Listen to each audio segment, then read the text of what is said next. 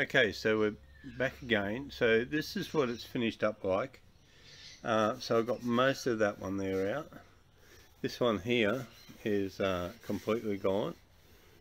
So I'll pop that one out, and so that there's no more in there. Now this here was dented right in up to here, which in top and bottom, and it was about 30mm bashed in. So as you can see, the paint's gone on this tank. It's pretty sad. So it's going to get repaint anyhow.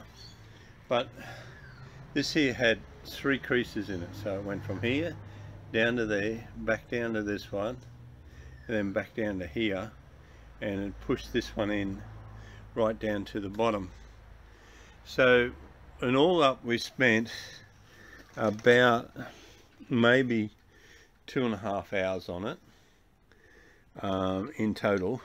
So I used this bridge, so I used that bridge which I got from there, and I ended up drilling holes in the bottom of these. I used a Bosch glue. I used a hot glue gun.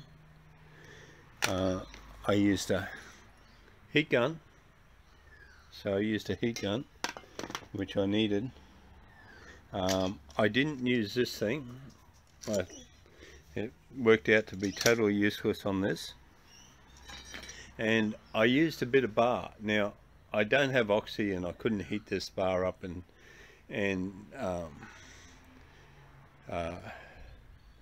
make it a little bit stronger, so I couldn't do that. I couldn't heat it up and quench it and that. I used the little hammer here to knock it back in, and I used a normal ball pin hammer. So that's what we did. So I used it, put it on a sawhorse, and I strapped it on with a tie down, and that's what it is. So now I'm just going to hit this with a paint stripper, clean the tank up, sand it all down, put a tiny little bit of filler in there. As you can see, I need hardly any filler in there now.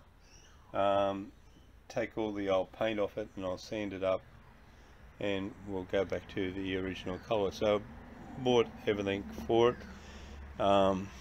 Really impossible to find a tank in good nick. Most of them have got dents or smashed or rusted out or something like that. So there's this. Now to paint it, I bought all the paint and everything for it, the sandpaper, 2 colours, this colour and this colour, the primer, filler, and a buff pad, scourer pad to take the paint off in the little anger grinder, so I can clean that up properly. And the total of that came to about $150.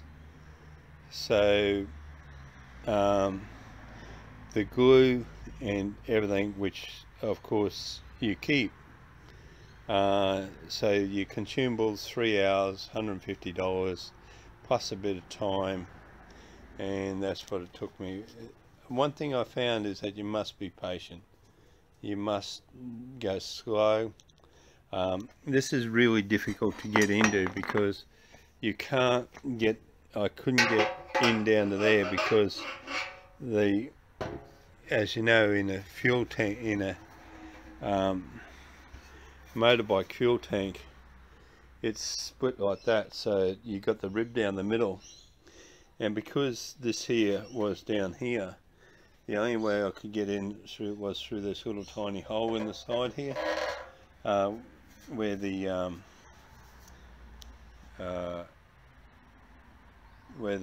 fuel petlock goes. On the other side, the fuel sender is a lot bigger hole, but I couldn't use that one. But yeah, so that's the only place I could get in there from. As you can see, your fuel tank is separated in the middle, so you just can't get from the filler cap over to here. So I was just restricted to the bar size and I couldn't temper the bar. So anyhow, onwards and up.